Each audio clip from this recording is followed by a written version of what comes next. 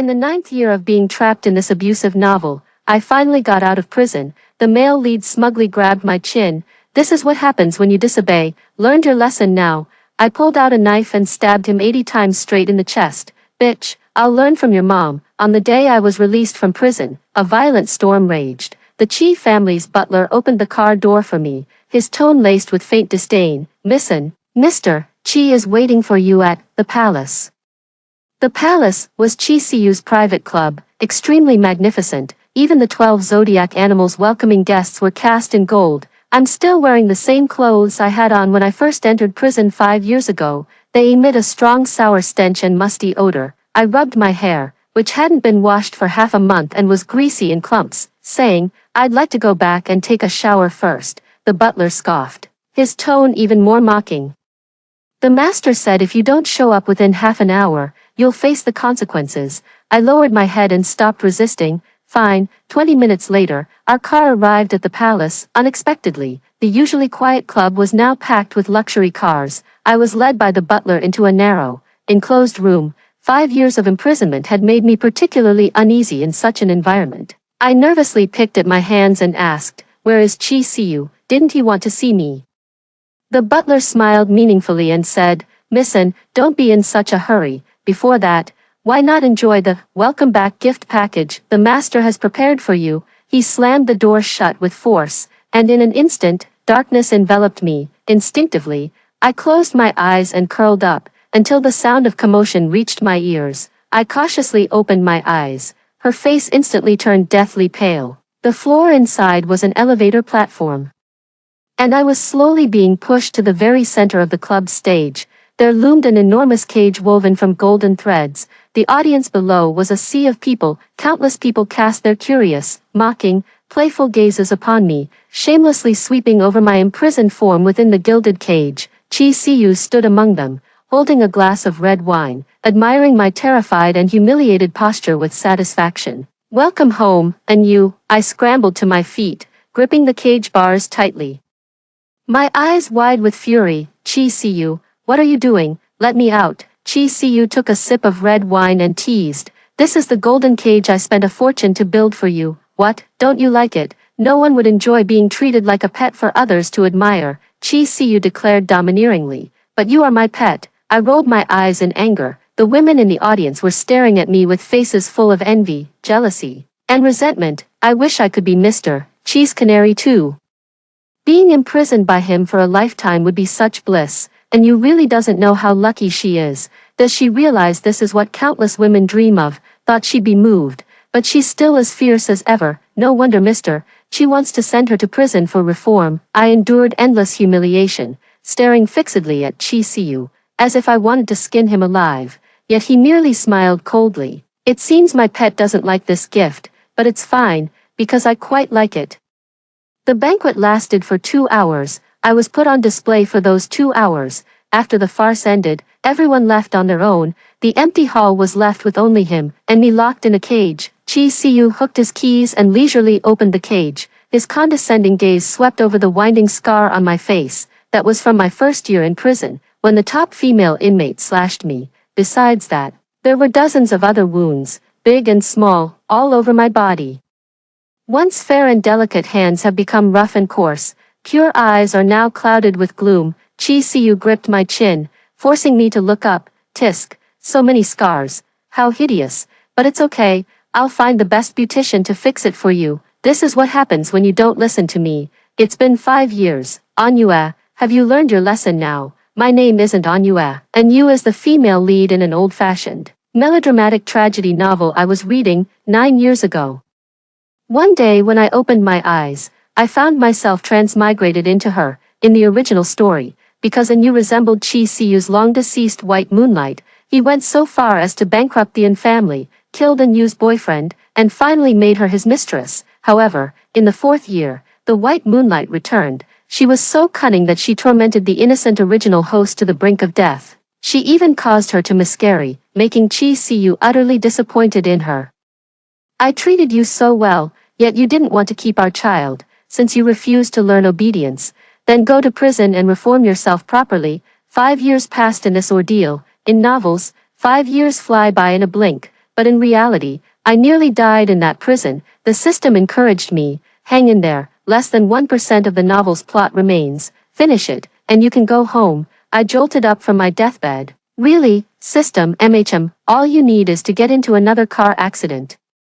Be kidnapped once, jump into the sea once, survive cancer after treatment, then nearly get killed by your first love before turning the tables, and finally marry Chi Siyu, then you can go back. Will I even survive to go back? Speak. Chi Siyu's voice, cold as a venomous snake, snapped me out of my thoughts. I looked up at him steadily. I still remember 5 years ago, the day I miscarried, the pain was unbearable. Yet he kicked me aside while holding his beloved. Stop pretending, get lost. Don't waste my time accompanying Nuo to see the doctor. In fact, I had already sent him my prenatal checkup report, but that day, Su Nua took advantage of his shower to delete the messages I sent. I begged him to take me to the hospital, yet he left without looking back, carrying Su Nua who only had a minor cold. It wasn't until I miscarried that he gritted his teeth and accused me, asking if I didn't want to have his child. You want me to marry such a lunatic, Chi Siyu? I looked up with difficulty and said, let's get married, I want to speedrun the ending. He smiled, his fingers caressing my chin suggestively. And you, remember your place. You're just a pet that can't be shown in public. A pet should just do what a pet is supposed to do. As he spoke, he actually started unbuttoning his suit jacket in public, his eyes full of insolence. I glanced at the surveillance cameras all around. Now, here. What are you waiting for? Take it off, Chi Siyu urged. His eyes slightly reddened with excitement. And you, be good, only obedient pets avoid punishment from their owners. I sighed and reached for the zipper of my top. Chi Siyu, I'll admit you're good in bed, you've given me quite the free ride, but, suddenly changing my tone, I pulled out a dagger from my clothes and plunged it straight into Chi Siyu's chest. Blood gushed out instantly. Chi Siyu, his face twisted in pain, pushed me away and staggered toward the only telephone in the hall. I immediately lunged forward, pulling another dagger from my pant leg and stabbing it into his chest from behind, even cruelly twisting it a few times. You. Chi Siyu's eyes widened in fury as he coughed up large mouthfuls of blood, unable to hold on any longer. He collapsed to the ground in a wretched heap. To prevent the protagonist's halo from protecting him, I pulled out my dagger and stabbed him over a dozen more times, each strike aimed straight for the heart. Make me miscarry, will you? Put me in prison, will you? Teach me to behave, will you? Fuck you. Who the hell do you think you are? Without the plot's protection, you're nothing. Until his heart was chopped into mincemeat. He convulsed a few times, dying in extreme agony.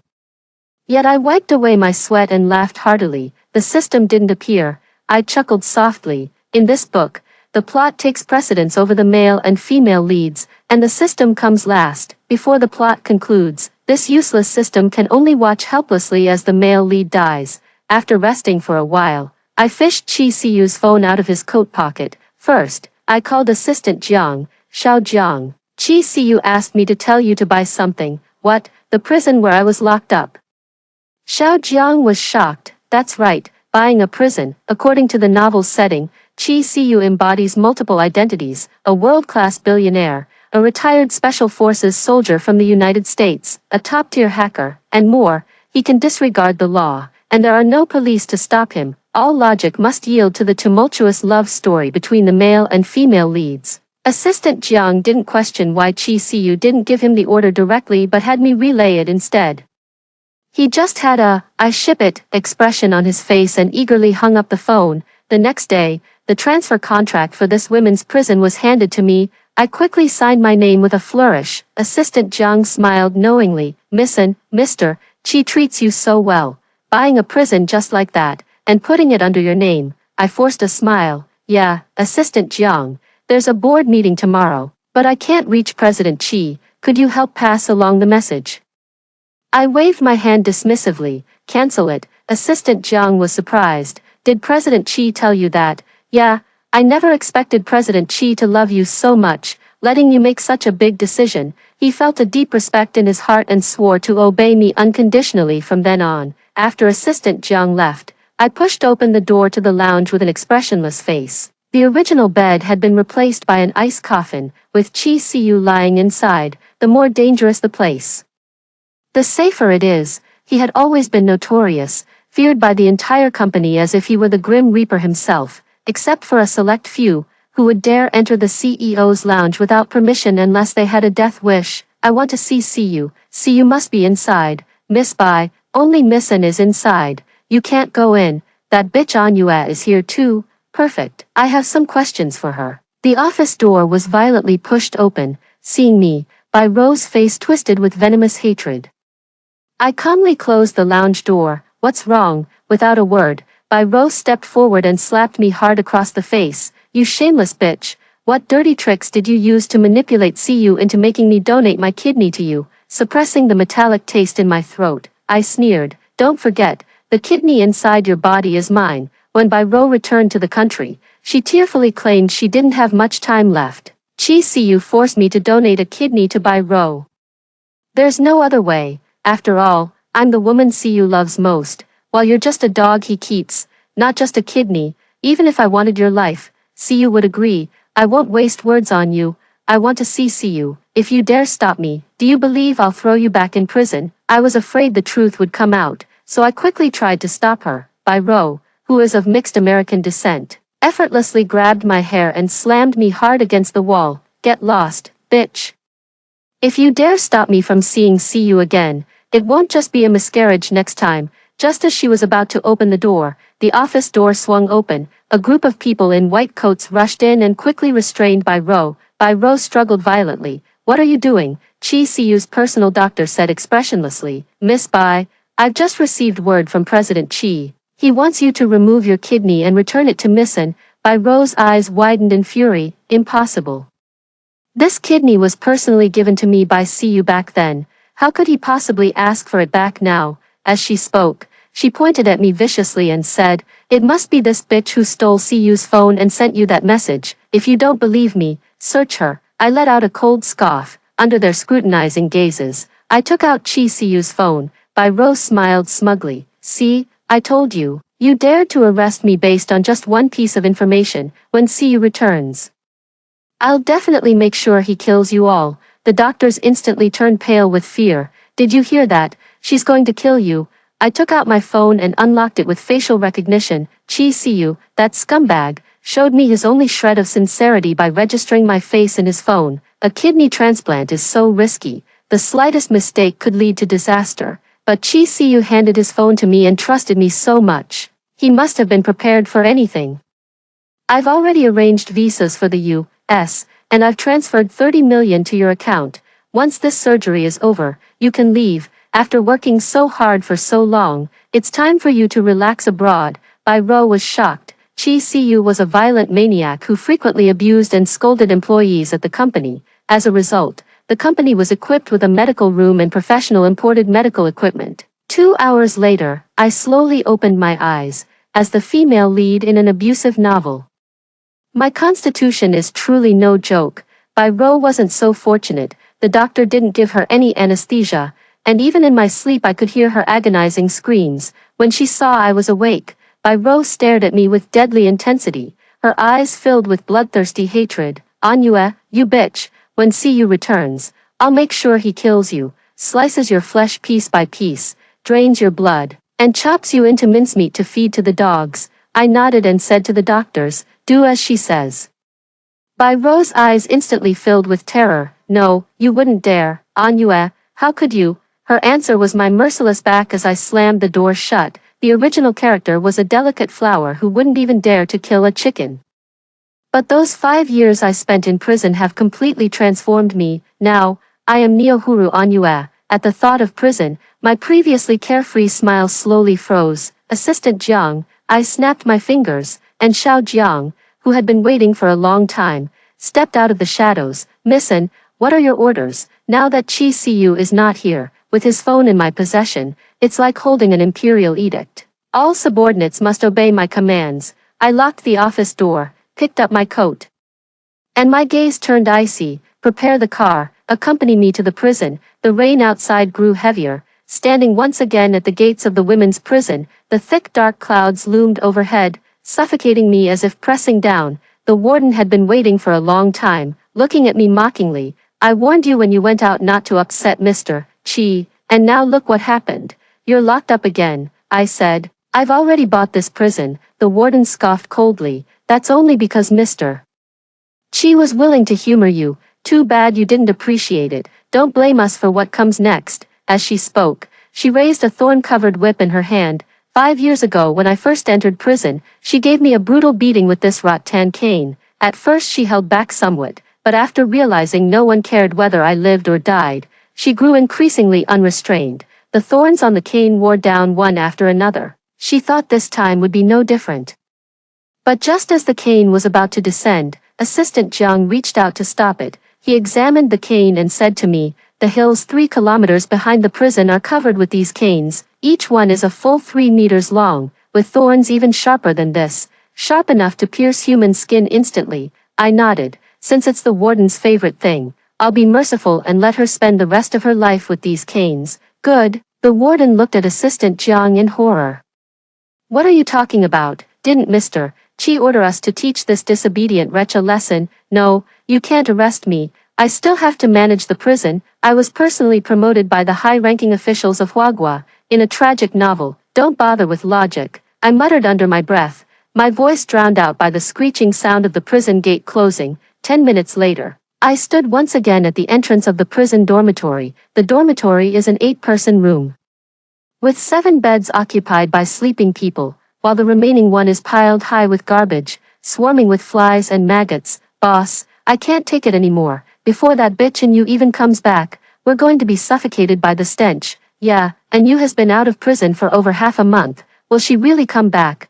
Could she be inciting Mr. Chi to take revenge on us?" "No way, Mr. Chi only treats her as a toy and doesn't actually like her. Otherwise, why would he have ignored her completely for 5 years after sending her here?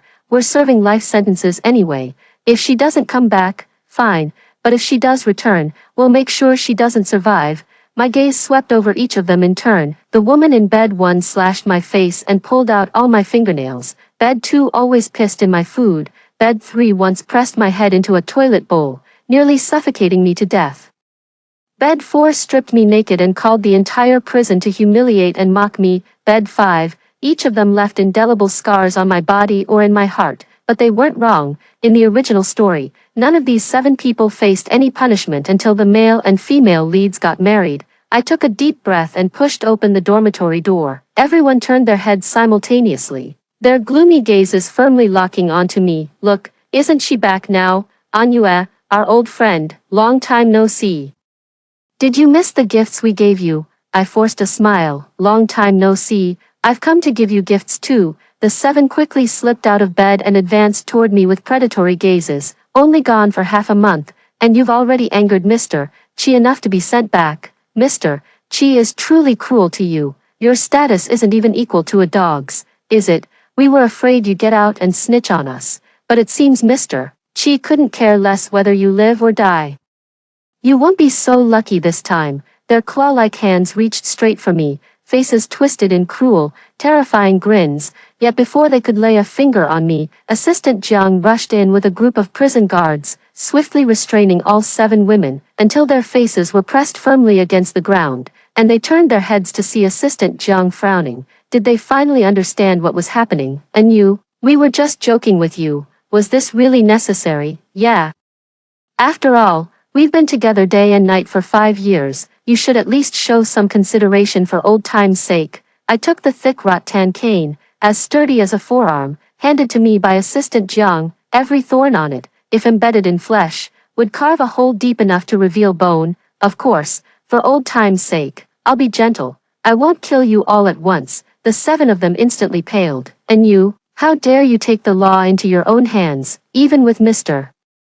Chi protecting you? This is still a prison. How can you act so recklessly? Do you really think the Chi family can cover the sky with one hand? If you dare lay a finger on us, don't think the government won't arrest you. Go ahead and kill us if you have the guts. Otherwise, once you're in prison, we'll torture you to death." "You bitch," they taunted provocatively, as if certain I was just bluffing them. After all, this is a prison in China. No matter how wealthy the Chi family is, they can't. Crack! The cane came down, and the scent of blood instantly filled the air. The other 6 immediately fell silent, staring at me in disbelief. "How dare you? In a real society governed by law, I wouldn't dare indeed, but this is fiction. All settings serve the male and female leads. The male lead can even kill. What does that make me? I scoffed coldly as the cane fell again and again, and heart-wrenching screams instantly echoed throughout the prison.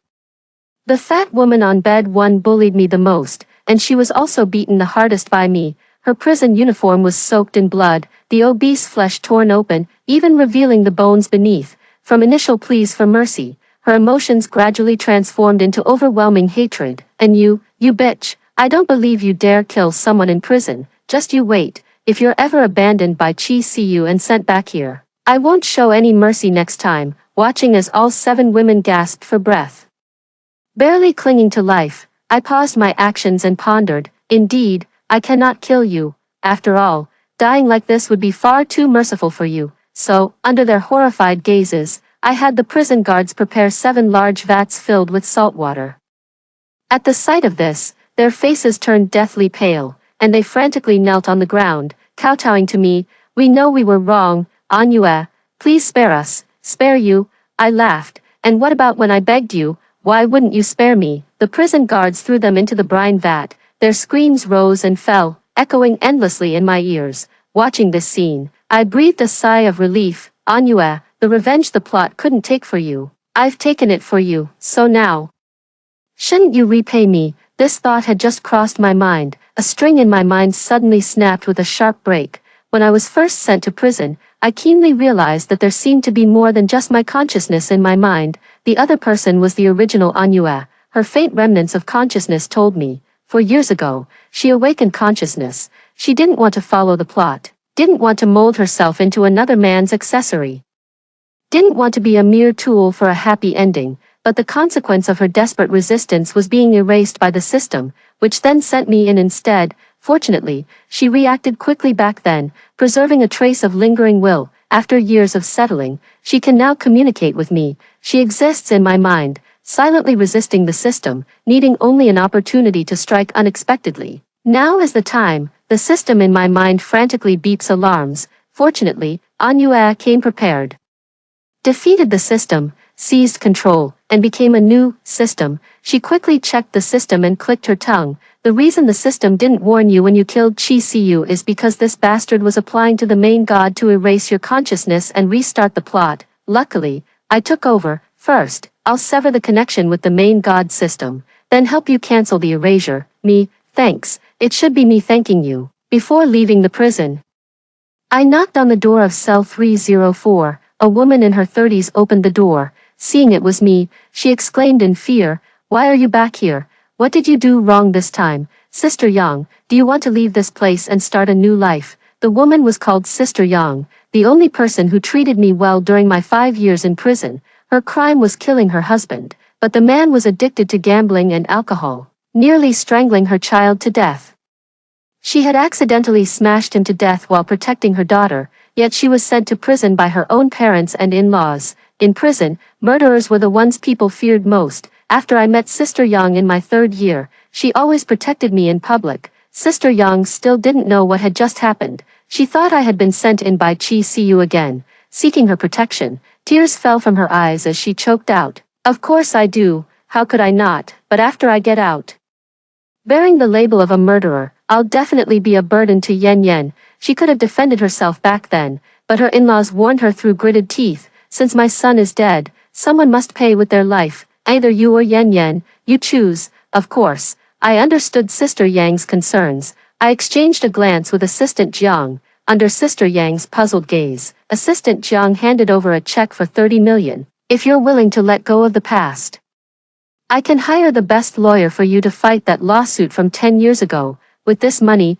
you and your daughter can live a very good life, provided you still have the courage to face all this." Do you still have the courage to face a estranged family, a daughter who's practically a stranger, and the judgmental eyes of society? Sister Yang was stunned for a long time. Finally, as if she had made some kind of resolution, she took the check and kowtowed deeply to me. "Sisterin, thank you."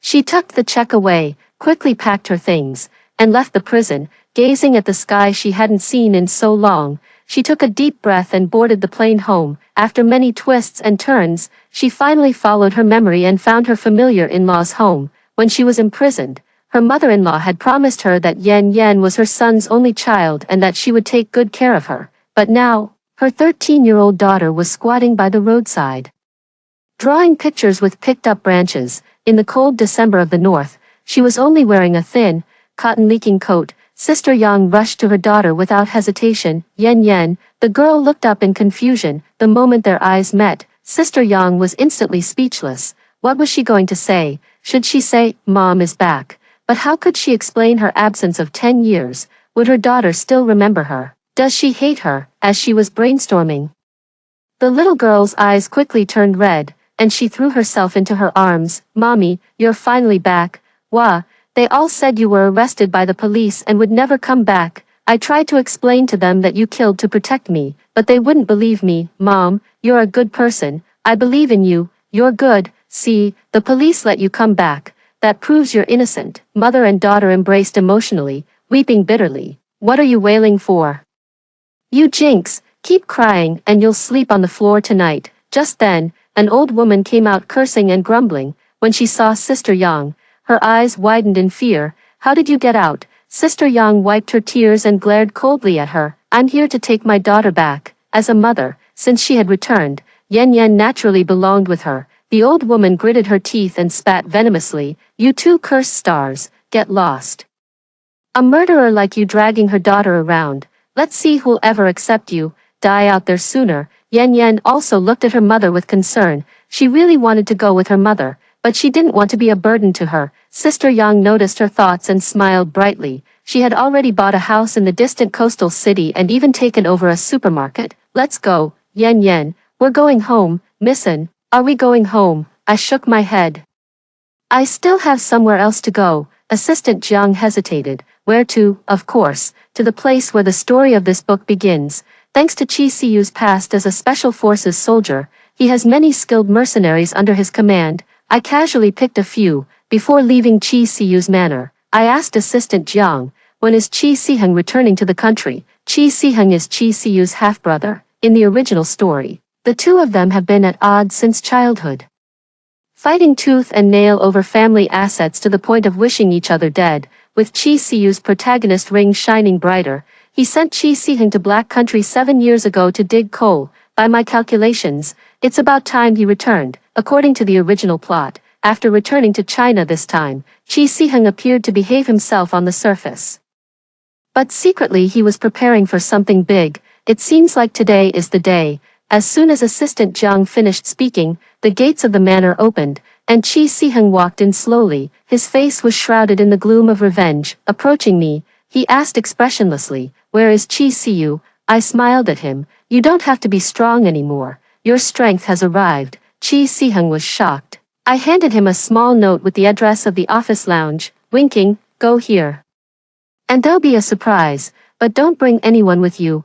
I believe you can handle this matter." In the original book, Chi Siheng was also quite capable, just not as ruthless as Chi Siu. I believe he should be able to make the best choice. After saying this, I boarded the Chi family's private jet. 2 hours later, the plane landed in Rongcheng. I took a deep breath and put on my earplugs. "Have you found the person?" "They've been tied up as you instructed." Pushing open the basement door, I immediately saw 2 people kneeling in the empty room, a man and a woman. The man is Anyue's ex-boyfriend, and the woman is her best friend. The typical beginning and ending of a melodramatic story would be, the best friend and boyfriend conspire to drug the heroine, intending to deliver her to an older man's bed, but she ends up in the wrong room and, by a twist of fate, sleeps with the male lead. "Anyue, it's you." Upon seeing me, Su Xian sighed in relief, then frowned and scolded.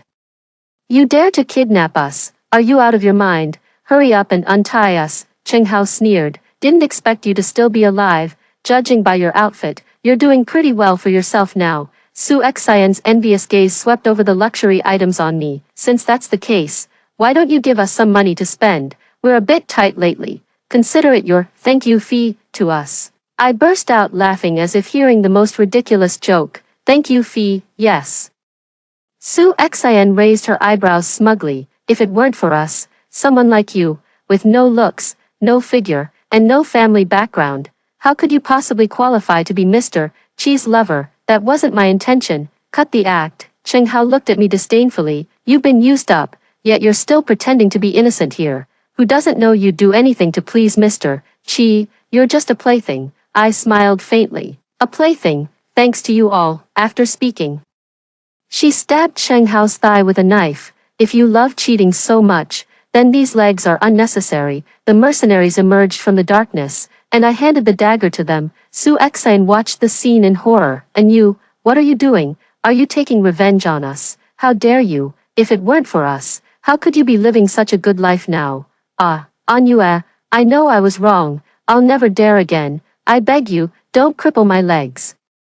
Merely crippling both legs, how could that ever be enough? What I want is for them to experience every ounce of pain that I, and the original host, have endured all these years. As I stepped out of the basement, Assistant Jiang was waiting for me outside. He handed me a phone. The second young master is calling. I took it. Qi Siheng, what's wrong? You killed Qi Siyu. His voice actually carried a hint of fear. He's the lifeline of the entire Qi family. Once news of his death spreads, the whole world will be thrown into chaos. I can pretend not to know, but they'll find you eventually, and then, they have 10,000 ways to torture you. I scoffed lightly. I had already thought of this matter long ago. Having killed so many people, even as the female lead, I couldn't easily escape. After hanging up the phone, I waited another 2 hours, until Su Exine and Cheng Hao were tortured to the brink of death. I said to Assistant Jiang, burn it all, then.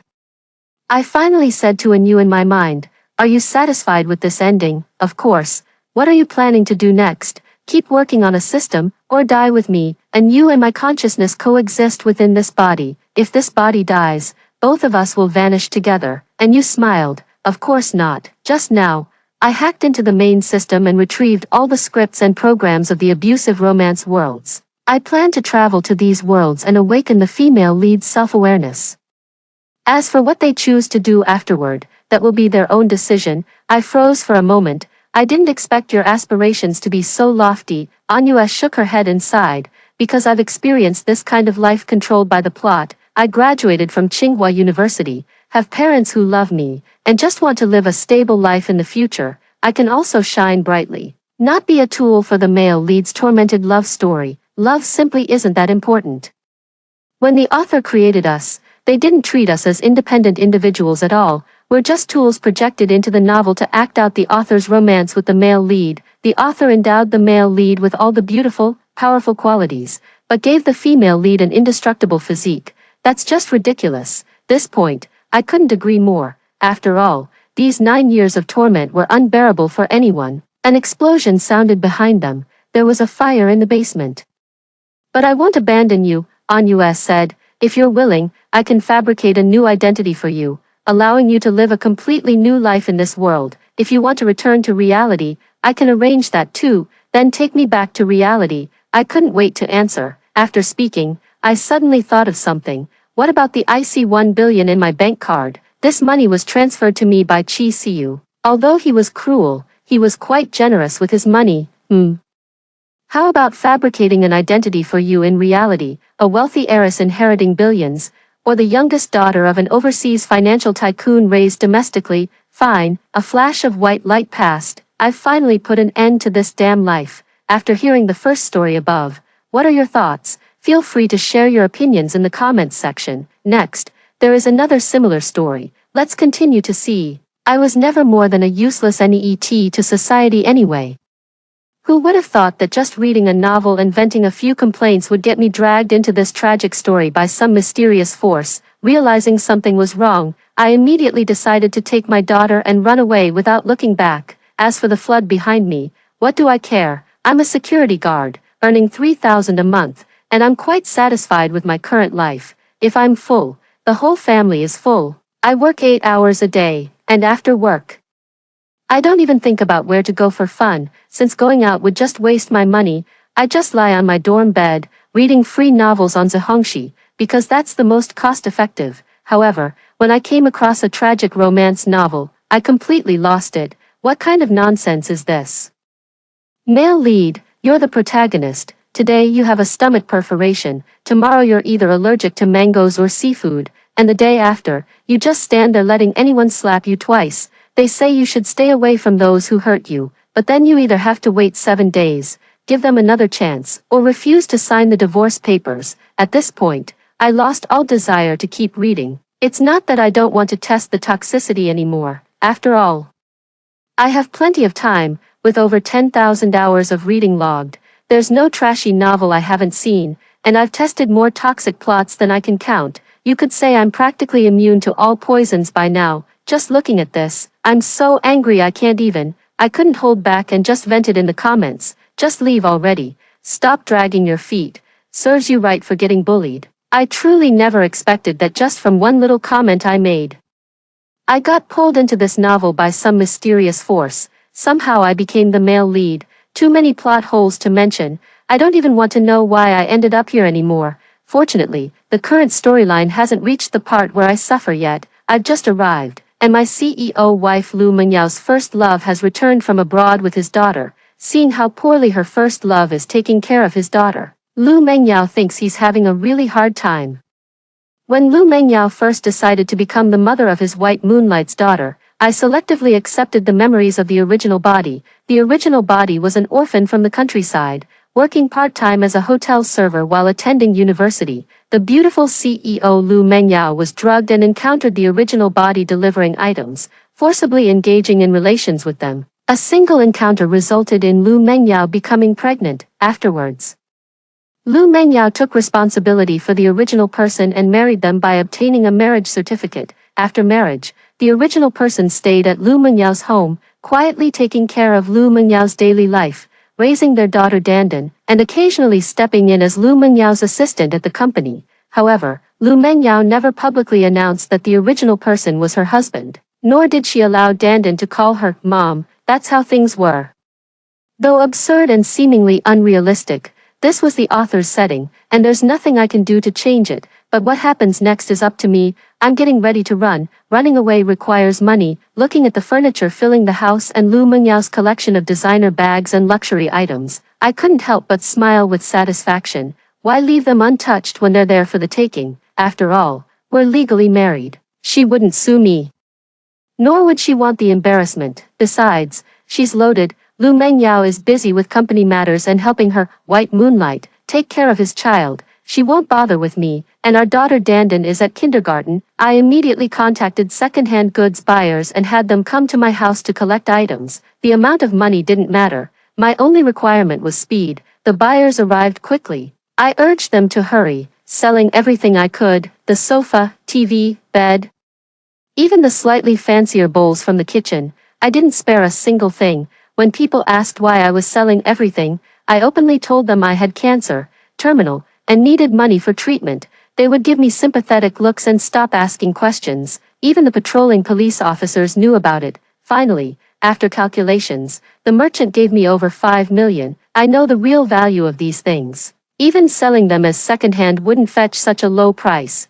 But honestly, who cares? They paid fast. With my monthly salary of 3,000, I've never seen this much money before. I'm perfectly content. It's basically enough to last me till I die. I happily went to the bank and changed all my card passwords, just in case Lu Mengyao suddenly lost her mind and spent my money. What then? I withdrew some more cash as backup for my escape. Who knows what might happen on the road? It's better to be safe than sorry. After handling all this, I really should have left immediately. But then I thought of my daughter, Dandan. She's 5 years old this year. I decided to visit the kindergarten. If Dandan seemed alright and caught my eye, I wouldn't mind taking her with me. After all, having someone by my side has been my wish for many years. I was an orphan in my original world, with no ties or attachments, living alone for many years. I also wished someone would talk to me. Moreover, Dandan relies heavily on her original father. If I didn't take her with me, I couldn't imagine what kind of life she would lead. I went to the kindergarten, but it wasn't dismissal time yet. I went straight to the teacher and said I wanted to take my daughter on a trip. The teacher agreed. The teacher brought Dandan out, and then she went back. I only took one look at Dandan, and I fell in love with this adorable child. Everything about her was exactly to my liking. Running away with this lovely daughter, I wouldn't be at a loss. As soon as Dandan saw me, she ran and threw herself into my arms. Daddy, you came to pick me up. Why are you so early today? Looking at the adorable Dandan and smelling her sweet scent, I was very satisfied. Daddy is going back to our hometown. Will you come with me, Dandan? Dandan's eyes lit up when she heard me say we were going back to my hometown. Great, great. Dandan hasn't been to Daddy's hometown yet. Daddy, when are we leaving? Will Mommy come with us? I said. We can leave right away. Your mom has company business to take care of, so she won't be coming. Dandan hasn't been disappointed in Lu Mengyao yet. After all, Lu Mengyao is Dandan's biological mother. Even though Lu Mengyao doesn't let her call her mom, Dandan still knows the fact that Lu Mengyao is her mother. Something no one can change. Lu Mengyao hasn't started hurting Dandan repeatedly because of her White Moonlight's daughter yet. I could only tell her a lie. Letting her gradually adjust to life without Lu Mengyao, I took Dandan directly onto the high-speed train back to our hometown. Dandan's school withdrawal procedures. What's the point of handling that? I didn't do it, and we still left anyway. Divorce certificate. Why should I get divorced? Maybe when Dandan grows up, she can still inherit Lu Mengyao's assets. Resignation procedures. Aren't those just unnecessary complications? Even when I was working, they didn't pay me much. Why bother with that stuff? With over $5 million in my hands, do you think I care about that petty cash? As for whether some other female CEO or wealthy heiress might take a liking to me later, what's it to me? All that sympathy was earned through the suffering Dan and I endured together. Even if they did fancy me, it'd just mean swapping who I'm sucking up to. Why would I put myself through that? With over 5 million, living carefree with Dan sounds way better, doesn't it? After boarding the high-speed train, Dandan fell asleep shortly after. Just as I was about to sleep as well, my phone rang. I saw it was Lu Mengyao calling, so I answered, curious to hear what she had to say. As soon as the call connected, Lu Mengyao's voice came through. Chen Kai, make some sweet and sour pork ribs right away and bring them to the office. Xian's daughter Xiaoya wants to eat them, damn it. Lu Mengyao, are you out of your mind? If she wants to eat, let her dad make it for her. After saying that, I hung up the phone. To prevent her from bothering me again, I turned off my phone. I didn't delete Lu Mengyao's number. Who knows, I might need it someday. Then, I fell fast asleep. On the other end of the line, Lu Mengyao was absolutely furious with me. I have never gone against her will, let alone scolded her. Lu Mengyao angrily shouted, Chen Kai, you've grown some nerve. How dare you hang up on me and even call me crazy? Just wait till you get home, I'll show you. Sitting across from Lu Mengyao, now also her assistant and her White Moonlight, Lu Xian spoke up. What's wrong, Mengyao? Did Chen Kai refuse to make sweet and sour pork ribs for you? I didn't want him to do it either, but Xiaoya just returned home and has no appetite. You told me his sweet and sour pork ribs are very appetizing. I didn't mean to trouble him. It's all my fault for causing this argument between you two. Lu Xian held her daughter's hand while speaking to Lu Mengyao. Her entire demeanor appeared both guilty and helpless, evoking an involuntary sense of pity in anyone who saw her, and Lu Mengyao fell for it. Xian, it's not your fault, it's all Chen Kai's wrongdoing. You can't cook, so what's the big deal about asking him to make a dish? You take Xiaoya and grab something to eat at a restaurant first. I'm heading home right now to settle the score with Chen Kai. How dare he act like this? After saying this, Lu Mengyao didn't bother with Lu Xian and his daughter anymore and eagerly rushed home to confront me. Lu Mengyao arrived home quickly, however, as soon as she entered the password, opened the door, and called out, Chen Kai. She was stunned by the sight before her. Where was the sofa? Where was the TV? She searched everywhere but couldn't find me or our daughter at home. The bed was gone. Her designer bags and luxury items were missing, even the bowls in the kitchen had disappeared, only her documents and clothes remained. It seemed like burglars had broken in, but that didn't make sense. What kind of thief would take absolutely everything these days? Unable to figure out what had happened, she had no choice but to go ask the property management for answers. The property management was aware of this household situation, and besides, I wasn't planning to hide it.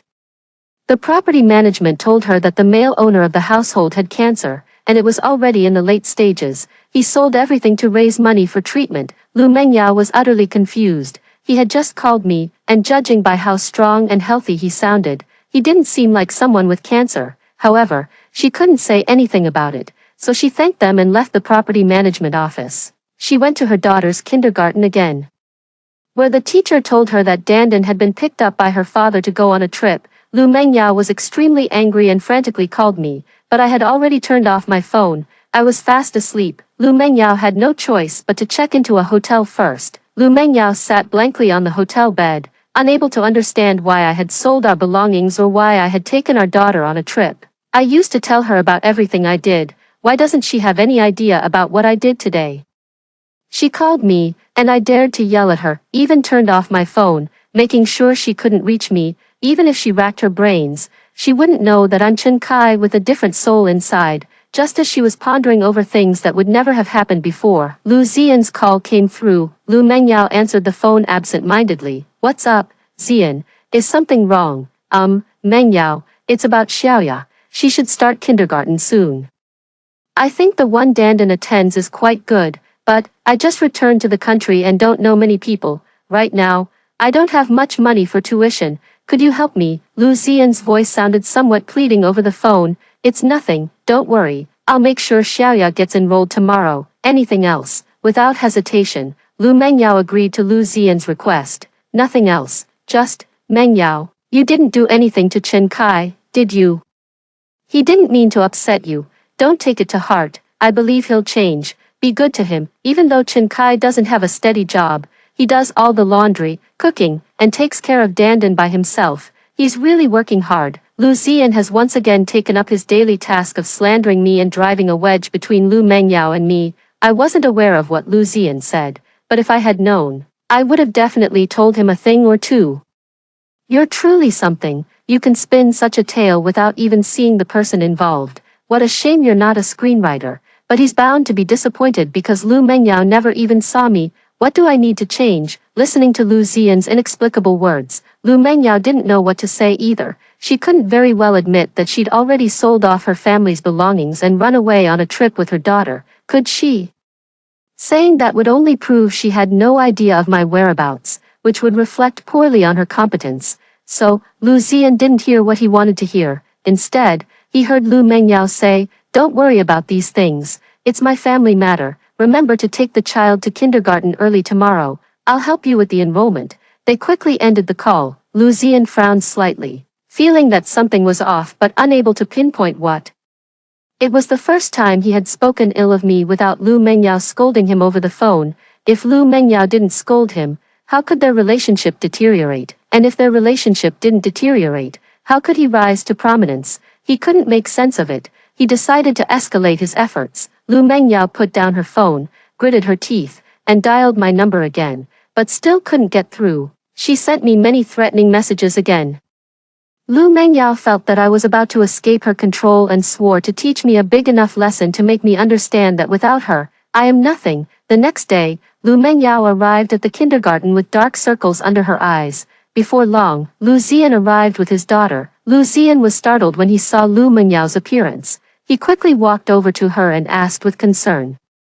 "Mengyao, what's wrong? Didn't sleep well last night?" Lu Mengyao was in a terrible mood.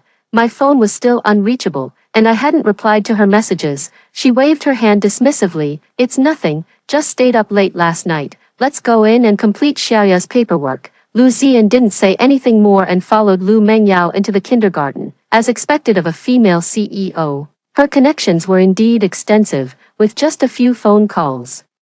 The procedures were smoothly completed. Lu Xian also played a little trick. He took a photo while Lu Mengyao was helping his daughter with the enrollment procedures. He captioned it, "My daughter's mother is taking her to complete the enrollment procedures for XX Elite Kindergarten." Then, I posted a moment's update visible only to myself. Lu Mengyao quickly completed Xiaoya's procedures and hurriedly left because her home was still empty. She couldn't possibly have a home she couldn't return to. I had sold everything ruthlessly, not even leaving her a bed, so she had nowhere to sleep. She had to hurry and buy some furniture, otherwise, she'd have to stay in a hotel again. Staying in a hotel wasn't inherently a problem, she could afford it, but Lu Mengyao cared too much about appearances. She couldn't bear the embarrassment. Lu Xian originally wanted to invite Lu Mengyao to dinner to strengthen their relationship, but Lu Mengyao was too preoccupied to consider it, disappointed.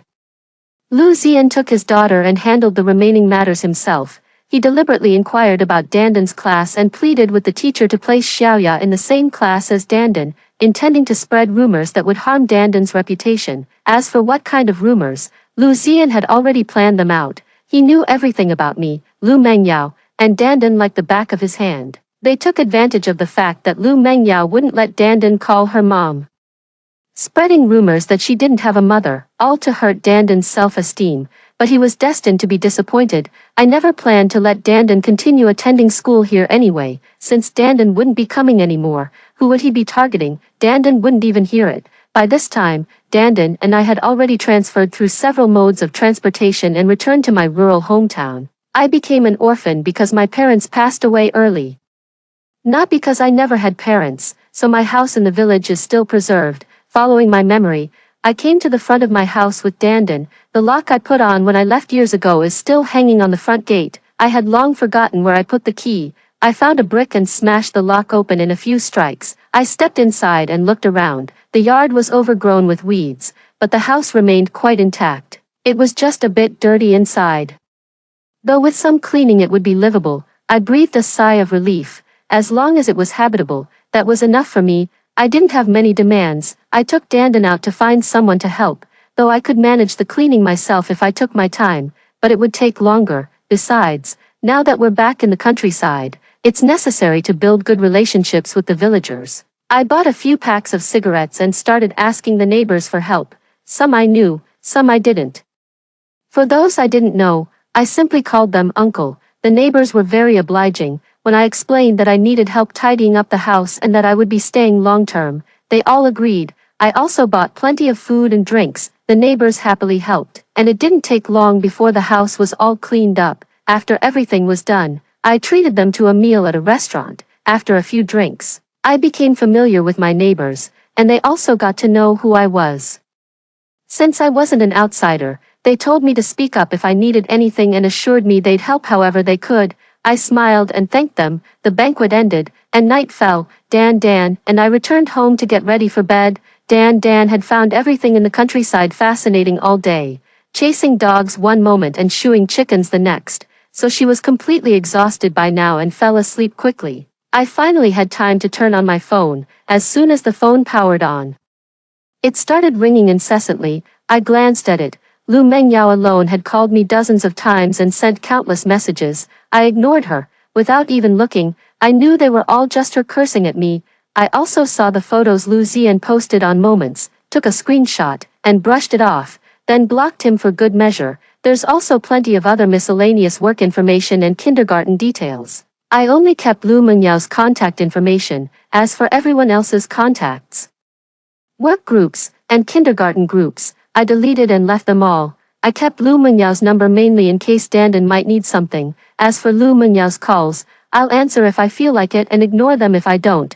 Who can force me to pick up anyway? As for seeking revenge against Lu Mengyao and Lu Ziyan, I don't think it's necessary. I'm just a poor student after all. Regardless of Lu Mengyao's motives, she at least provided food and shelter for so many years, and never mistreated me because of Lu Ziyan and his daughter Xiaoya. Since I've chosen to run away, there's no need to hold grudges against her. Moreover, I'm just an ordinary person. How could I possibly compete with someone as wealthy and powerful as Lu Mengyao? Coming here was already a case of living one day at a time. There's no need to make enemies. Lu Ziyan, it's not that I look down on him, but with his level of intelligence, without me and Dandan as benchmarks, he'd probably screw himself over. Otherwise, why would he come back to China after all these years looking for Lu Mengyao? Clearly, he didn't make it abroad and came back hoping Lu Mengyao would bail him out. Just as I was lost in my thoughts, my phone rang again. It was Lu Mengyao calling. Might as well hear what she has to say.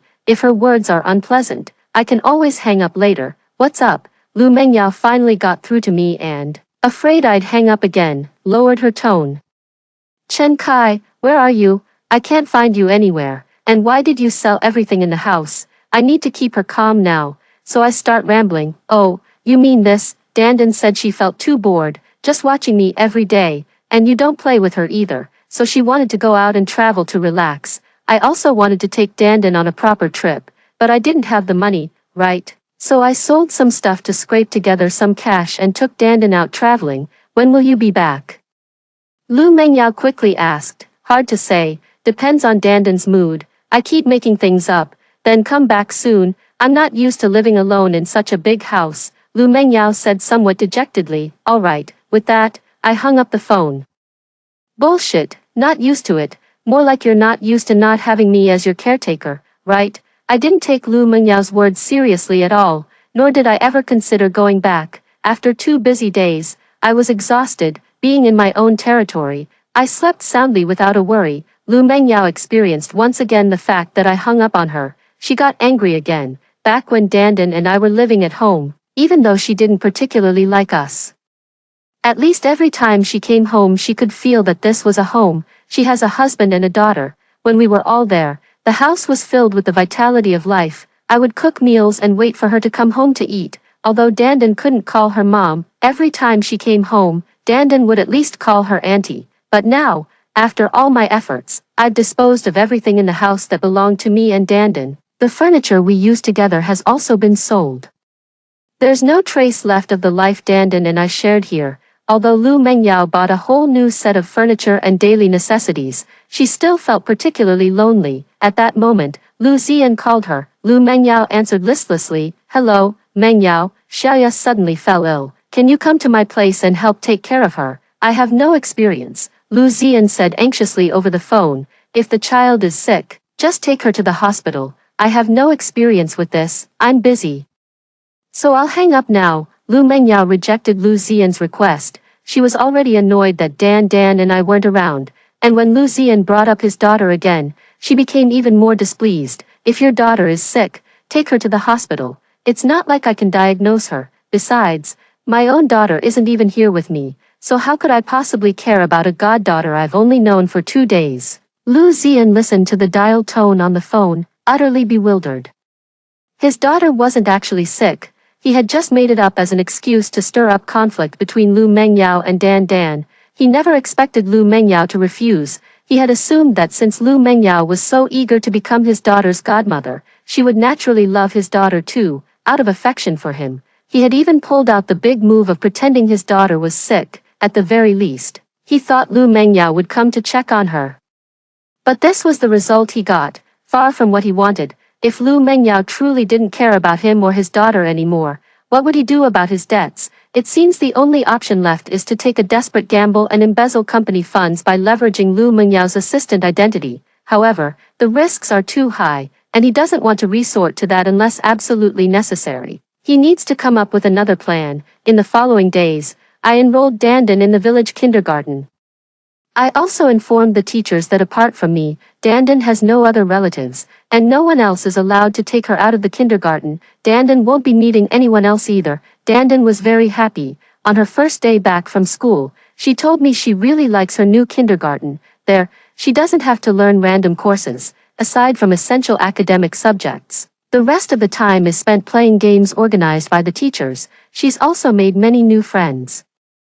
As long as Dandan is happy, I thought she would need some time to adjust. Since she's happy, then it's fine. That's great. I hardly ever step out of my house except to take Dandan to kindergarten. When villagers ask me if I don't need to work, I tell them I pushed myself too hard over the years and ruined my health, so I can't do manual labor anymore. What a joke. With a fortune in my hands, why would I need to work? Working for someone else, never. It's so exhausting. Wouldn't it be better to just relax? Besides, as long as I don't do anything reckless, could I ever run out of money? Lu Mengyao calls me whenever she has time. If I'm in a good mood, I'll answer and tell her where I've traveled to. If I'm not, I'll pretend not to see it. People in the village have few ways to earn money, and their main income comes from the fruit trees planted all over the mountains. It's almost harvest time. But the promised buyers informed them this year that they wouldn't come, without giving any reason. The villagers are all anxious to find solutions for selling their fruit. Uncle Zhang, our neighbor, came to me, thinking that since I'd at least spent time in a big city and was a college graduate, I must have some ideas. After hearing Uncle Zhang's request, I told him he could try live streaming sales. As for how exactly to do it, they could figure it out themselves. I wasn't going to get involved. I'd just offer suggestions, and whatever came of it was up to them. Uncle Zhang thought my suggestion was feasible and left my house happily to discuss the details with others. I enjoyed a few more peaceful days after that. I never would have thought that one day Lu Mengyao would come after me with a group of people, all the way to my hometown. Hearing Lu Mengyao suddenly call my name outside the gate left me completely stunned. It was only later that I realized how little I knew about the way wealthy people handle things. All along, I had been evasive and deceitful with Lu Mengyao, never telling her the truth. Sensing something was off, she used her connections to track me down, and since I hadn't made any effort to hide, she quickly pinpointed my current whereabouts, without Dan and me serving as the control group. All the schemes Lu Ziyan and his daughter came up with had no effect whatsoever. Lu Mengyao wasn't actually foolish. Watching their father-daughter performances every day made her extremely uncomfortable. The more enthusiastically Xiaoya performed, the more Lu Mengyao missed her own biological daughter. Dan had never been as inconsiderate as Xiaoya, who pestered her daily. She was also aware that Lu Ziyan had embezzled company funds, but since the amount was small, Lu Mengyao couldn't be bothered to pursue it. The longer Dan and I stayed away, the more she missed us. When I didn't even answer a single video call, she finally realized something was wrong with her status. Finding me was effortless, so she came straight here with her people. However, Lu Ziyan and his daughter tagged along as well. Opening the door was out of the question. I climbed up to my rooftop using the ladder. I stood on the rooftop, looking down from above. Damn, Lu Mengyao brought several cars with her. She was pounding on the gate, and neighbors were swarming out to watch the commotion. Lu Ziyan was the first to look up and spot me. Chen Kai, how could you? I didn't dare let that bastard Lu Ziyan speak. Whenever he opens his mouth, I'm guaranteed to get screwed. No exceptions. I quickly shouted. Lu Ziyan, I've already stayed far away from you. Wouldn't it be better if you just stayed quietly in Jiangcheng? Why chase me all the way here? Since you won't let me go, then don't blame me for being ruthless. Before Lu Mengyao and Lu Ziyan could say another word, I continued yelling, Uncle Zhang, and all the neighbors, block everyone else and beat the crap out of this bastard who's talking. Break his legs if you can. I promise you, I'll help with live stream sales. I guarantee I'll sell every last piece of fruit in the village. I knew that asking them to help beat someone up was nothing much for rural folks, but to deal with Lu Ziyan's harassment, I had to play rough. Uncle Zhang and the others had tried live stream sales, but the results were poor. He'd been begging me to help, but I hadn't agreed until now. Today I'll have them help me with something. So I agreed. Xiao Kai, are you serious? Uncle Zhang asked me excitedly. He knew how notoriously lazy I was, so he couldn't quite believe I'd actually agreed. He needed to confirm. I swear it's true, I said firmly. Then I'm relieved. Come on everyone, let's finish off this bastard. After saying this, Uncle Zhang rallied the neighbors to get to work. The person Lu Mengyao brought along didn't intervene since Lu Mengyao remained silent. Soon, Lu Ziyan was beaten to within an inch of his life, with one of his legs broken. Uncle Zhang, fearing they might kill him, told everyone to stop. I continued shouting, Uncle Zhang, call an ambulance for him. Get him carried far away first, and don't let him speak. I'll cover all the expenses. Lu Ziyan was carried away by the neighbors with everyone lending a hand, and his daughter ran after him crying. I was genuinely afraid of Lu Ziyan speaking. If someone told me he now had the power to make things happen just by saying them, I'd believe it. Better to carry him away first and deal with the rest later. Everything happened so fast that Lu Mengyao hadn't even processed it before it was all over. What surprised even herself was that watching Lu Ziyan get beaten, even having his leg broken, didn't stir much emotion in her. Right now, she only cared about Dandan's and my thoughts. Why I had lied to her, where Dandan was now, those were her biggest concerns. I finally turned my gaze to Lu Mengyao. This was my first time seeing her in person, and indeed, she was breathtakingly beautiful. No wonder the original owner had willingly stayed by her side for so many years without any status or recognition. But I wasn't the original owner. I looked at Lu Mengyao and said, Lu Mengyao, why are you still coming to me? Lu Mengyao became visibly agitated at my question. You're my husband. Dandan is my daughter. What do you think I'm here for? The neighbors were quite astonished to hear Lu Mengyao's words, that I had a wife. And such a beautiful one at that. They had even assumed Dandan was my adopted child. The people Lu Mengyao brought with her were also shocked.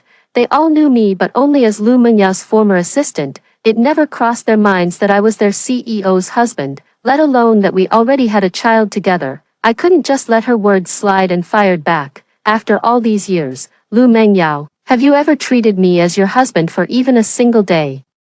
You wouldn't even let Dandan call you mom. How dare you claim she's your daughter? Have you ever cared for her? Have you ever looked after her? Don't you already have another daughter who calls you mom? Why are you coming after us now? The people below, hearing me say this, all showed expressions of having stumbled upon juicy gossip. Lu Mengyao didn't expect me to expose these matters in public either. Her imposing manner immediately weakened. I just wanted to help Lu Ziyan because I saw him, a grown man, struggling to take care of his daughter. As for your identity and Dandan's situation, I can change them right away. Just come home with me and bring Dandan along. How could I possibly believe her words? Lu Mengyao, you talk sweetly. But who was it that abandoned me and Dandan on her birthday and went running off to the airport to pick up Lu Ziyan? Don't think I don't know. Lu Ziyan is your white moonlight. You're still dreaming of being with him to this day. You even made his daughter call you mom, a treatment your own daughter never got. You've done such a thing, and you expect Dan and me to stay and wait for you to cheat on me? Lu Mengyao grew anxious. That's not true at all. Don't jump to conclusions. Lu Ziyan and I did date once, but he went abroad later. I married you and even had Dan with you. After you left with Dan this time, I missed both of you terribly. I barely took care of his child anymore. What more do you want from me? Just come home with me. If you're still worried, I can send Lu Ziyan to prison. I have evidence that he embezzled company funds. Lu Mengyao continued to persuade me, skirting the main issue. I still didn't believe her words, and I had no intention of going back to serve her again. Just give up on this idea, Dan, and I won't be going back with you. Are you really not coming back with me? Lu Mengyao asked me again. Visibly annoyed, no, I'm not going back. I replied firmly. You're forcing my hand. Don't blame me for what happens next, Lu Mengyao said through gritted teeth. Little one, I have no desires or demands. Why should I fear you, Lu Mengyao? Besides, this is my turf. What can you possibly do to me? However, something completely unexpected happened. Lu Mengyao played dirty, actually going all out right in my face. I watched as Lu Mengyao pinched her own thigh hard a few times, the pain bringing tears to her eyes. Then she turned to my neighbors and went all in. Woo, uncles and aunts, grandpas and grandmas, I'm Chen Kai's wife. That heartless man left me all alone in Jiangcheng and ran off with our daughter. I never did anything to wrong him, let alone cheat on him. All I want now is for him and our daughter to come home with me and live peacefully. But he just won't agree. Lu Mengyao was crying uncontrollably, constantly wiping her tears. And the neighbors couldn't bear to watch. A kind-hearted elderly woman couldn't stand it any longer. She stepped forward and took Lu Mengyao's hand, saying, "Child, stop crying, I'll help you talk to Xiao Kai." Lu Mengyao's eyes immediately brightened, though she didn't let it show. Still sobbing, she replied, "Really, you'll help me persuade Chen Kai? Don't worry, if you can convince Chen Kai and Dandan to come home with me, I'll buy all the fruit your village has to offer. No matter how much there is." Auntie heard Lu Mengyao's words, and so did everyone around them. They all chimed in. "Chen Kai's wife, are you serious? If we help persuade Chen Kai to go back, will you really buy our fruits, no matter how much?" The neighbors didn't even call her girl anymore, directly addressing her as Chen Kai's wife, to get closer to Lu Mengyao. Lu Mengyao's eyes narrowed with delight when she heard them call her Chen Kai's wife. "Of course," she said, "as long as you can get Chen Kai and Dandan to come home with me, I'll not only buy your village's fruits this year, but I'll keep buying them in the future too. I've got money. This small change means nothing to me." The neighbors were even happier. This was a goddess of wealth, someone they couldn't afford to offend and had to treat well. Then I'll just have to endure it myself. No wonder in ancient times people liked to call those who hadn't seen much of the world troublemakers. They really are a bunch of troublemakers, easily bought off with just a little benefit. Chen Kai's wife, don't worry, we'll definitely make sure Chen Kai and your daughter go back with you. If all else fails, we'll tie them up and send them back. These words were spoken by Uncle Zhang. I was completely stunned, suddenly feeling how desolate and tragic it was to stand alone on the rooftop. Those troublemakers ruined me. Xiao Kai, none of us wanted it to come to this. After all, we're from the same village, and you're our dear neighbor who's helped us so much. But your wife offered too much. Uncle Zhang began the negotiation with a heavy heart. "Xiao Kai, you're just lying around doing nothing in the village anyway. Why not go back to the city to lie down? At least the beds there are more comfortable, aren't they?" "Damn, Uncle Zhang, I never thought you'd be like this, capable of saying such cold words. Doesn't your conscience hurt at all?" "But, Uncle Zhang, damn it, what you're saying actually makes a lot of sense." For a moment, I was left speechless. Lu Mengyao and Uncle Zhang noticed my prolonged silence. Just as Uncle Zhang was about to persuade me further, Lu Mengyao stopped him. Chen Kai, I can give you a chance. You don't have to go back. It all depends on whether you agree or not. Lu Mengyao had gone to such great lengths to get Dan and me to return home. How could she possibly let me off so easily? But what if, isn't it always the what if that we worry about? I looked at her expectantly. Are you serious? Lu Mengyao smiled at me and said, it's true, it all depends on whether you can seize the opportunity and endure it. My eyes lit up. Tell me more, Lu Mengyao said slowly. I'll have Uncle Zhang lock you in the room, that's fine.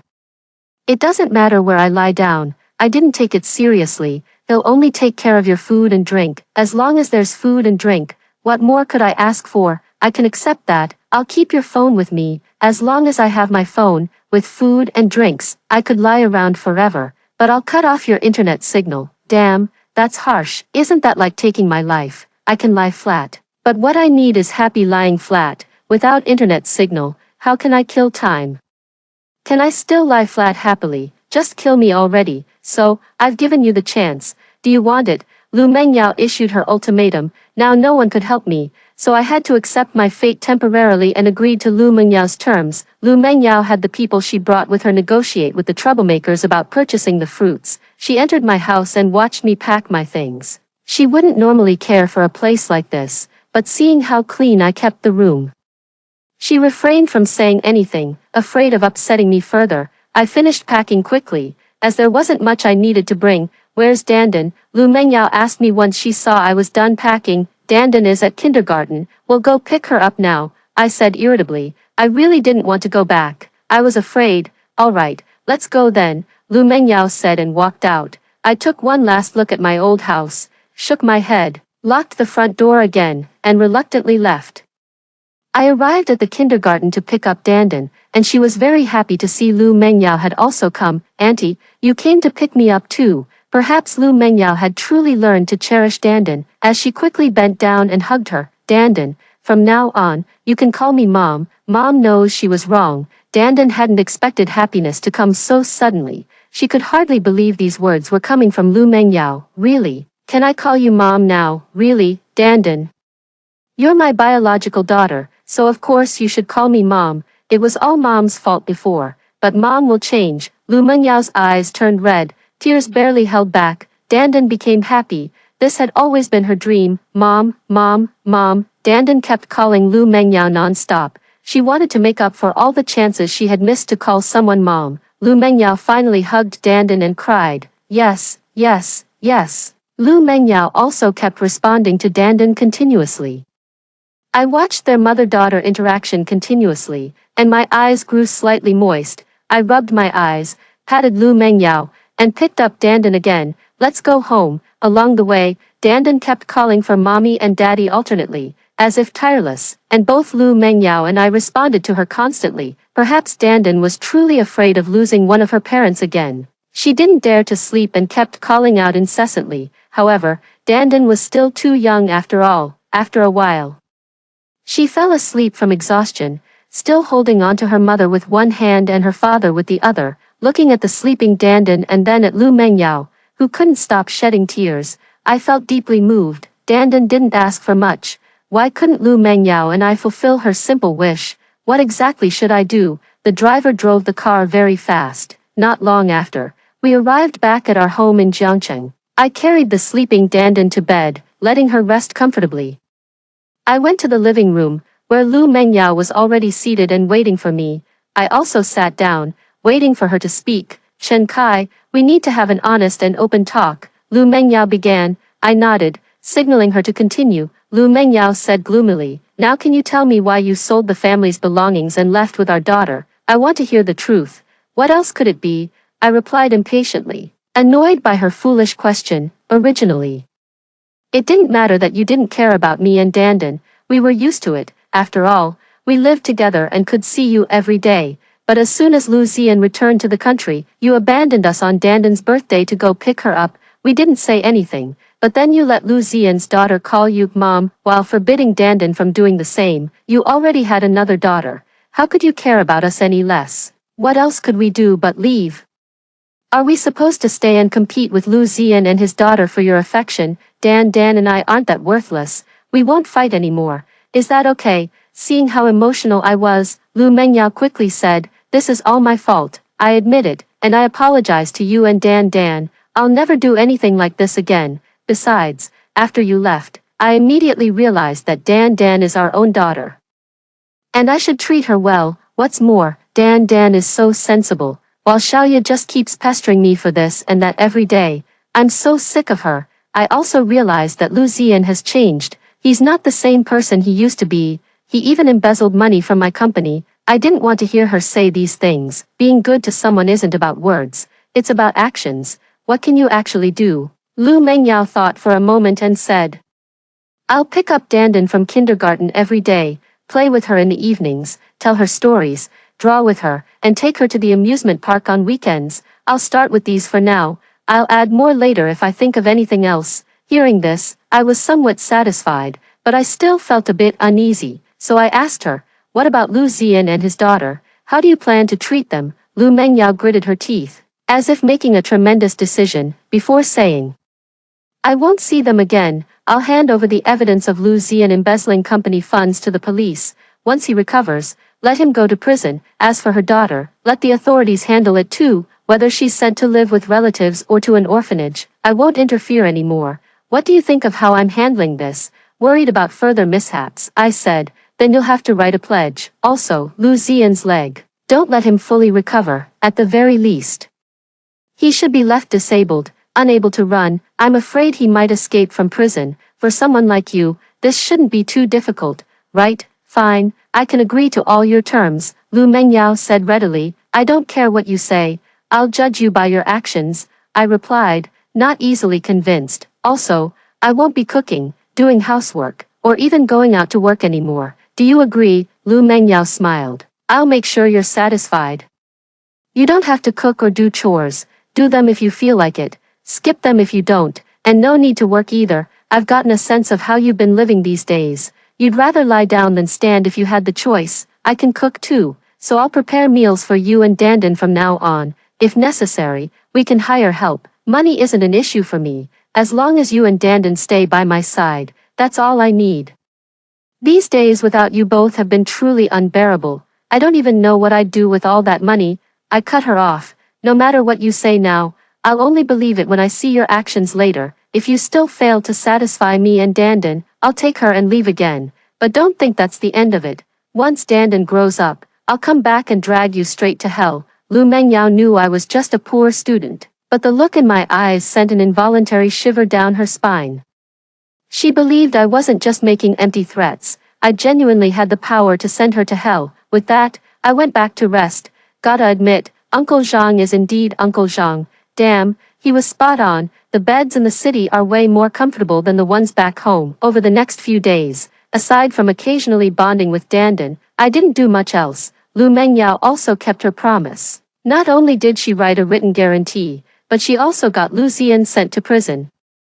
His daughter was taken in by child welfare services. Lu Ziyan's life is pretty much over. His legs are permanently crippled, and he's drowning in debt. Enough to keep him miserable for a long time. Most days lately, Lu Mengyao has been doing the cooking, and we only order takeout when she's really busy. She basically handles all the household chores. These days have also been Dan's happiest. Every day, her mom takes her to and from kindergarten and makes plenty of time to play with her.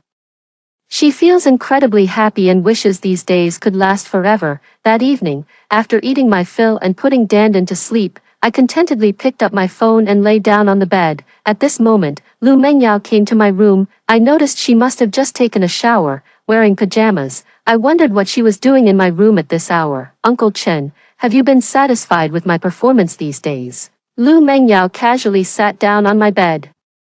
I never expected Lu Mengyao to suddenly come to my room, let alone sit on my bed like this. I stared at her wide-eyed, almost getting a nosebleed. I'm still a virgin, damn it. Although I've got some theoretical knowledge, I've never experienced such an impact before. I didn't even notice what she was saying. I was completely stunned by the dazzling whiteness before my eyes. Lu Mengyao saw that I wasn't responding and waved her hand in front of my face. What are you looking at? I'm talking to you, old man Chen. Following my gaze, She quickly tightened her pajamas and spat out, "Pervert," but she didn't leave and was still waiting for me to speak. Only then did I react. "What did you ask me?" "Sorry, I didn't hear you clearly." Lu Mengyao's face immediately turned red. I just wanted to ask you, are you satisfied with what I've been doing these days? Is there anything I haven't done well?" I thought for a moment and said, "Not bad. Keep it up. It's fine as it is now. The most important thing is that Dandan is happy. What about you? How do you think I treat you?" Lu Mengyao continued to ask. "Me, you're actually treating me quite well now. It's just, I had just gotten to this point when Lu Mengyao interrupted me. "I know, I didn't treat you well before. It's understandable that you're unhappy and angry with me. Back then, I just thought you were after my money. But you never actually thought that way. You've only ever done your best to take care of me and our daughter, while I always treated you coldly. It's my fault, but ever since you left, I've come to realize how much I truly need you." Only then did I understand how terribly wrong I was. It was my fault. I chose to marry you and have children for my own reasons, yet failed to treat you properly. Seeing others enjoying warm moments with their husbands and daughters fills me with envy. I too have a husband and a daughter. Why can't I be happy? After much reflection, I've decided to cherish our life together, but whenever I call you, you always brush me off. It took me a long time to realize something was wrong, and only then did I track your whereabouts. After finding out, I realized it was because you were all so disappointed in me that you left, and that's why you lied to me. That's why I took people to your hometown and went to great lengths to bring you back. I want to cherish what I have. What does Lu Ziyan and his daughter mean? They're not what I need. Chen Kai, I've already told you everything I wanted to say. Do you have any thoughts or wishes for the future? I'll fulfill them all. After hearing Lu Mengyao say so much, it at least proved her mindset was somewhat normal. What thoughts could I have? As long as we can raise Dandan well, that's enough. I'll also do well in nurturing Dandan. I'm asking if you have any aspirations. Lu Mengyao continued questioning me. I was somewhat confused. What aspirations could I possibly have? I don't have any. Right now, all I want is to lie down comfortably. Lu Mengyao grew impatient. How can you just think about lying flat? Shouldn't you have some higher ideals? I replied leisurely. My highest aspiration right now is to lie flat. Is there any problem with that? Lu Mengyao suddenly seemed a bit uneasy and asked me. Haven't you ever thought about carrying on the family line, like having a son or something? I was taken aback for a moment. I haven't thought about it. Besides, how could I alone? I'm willing to have a son for you. Lu Mengyao blurted out before I could finish. Perhaps she wanted to make up for all these years of owing me. I looked at her incredulously. Really? Lu Mengyao nodded, as if making up her mind. Slowly took off her pajamas, and threw herself into my arms. Even if I were the most determined person, I couldn't resist this temptation.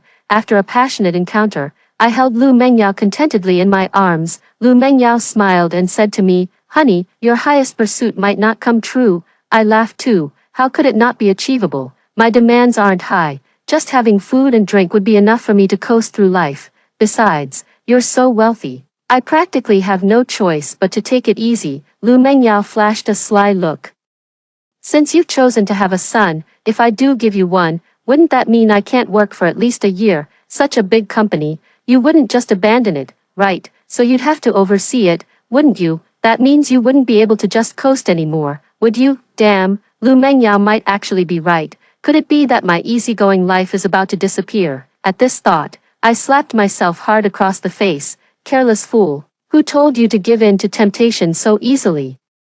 No more lazy days for you from now on. After hearing the two stories above,